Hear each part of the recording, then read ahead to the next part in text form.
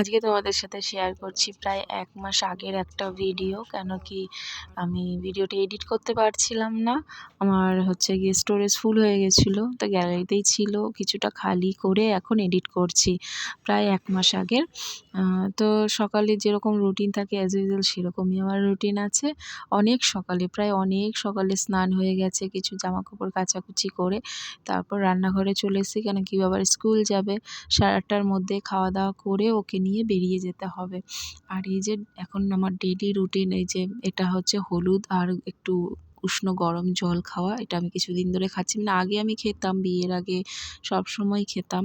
তো বিয়ের পরে সেরকম আর সবসময় খাওয়া হয় না। যখন থাকে নিয়ে আসি যখন তখনই খাওয়া হয়। আবার কিছুদিন গ্যাপ দিয়ে আবার আনা হয়, এরকমই হয় এই আর কি। তো যাই হোক, তো এখন এদিকে ঈশান স্নান-টান করে রেডি হয়ে গেছে। ওকে রেডি করিয়ে নিচ্ছি আর ওদিকে রান্নাটাও কমপ্লিট হয়ে গেছে। এই শীতকালে 7:30টার মধ্যে স্নান করে নেওয়া মানে ভীষণ কষ্টদায়ক। তো কিছু করার নেই, করতেই হবে। আজকে আসি, সবাই ভালো থেকো, সুস্থ থেকো।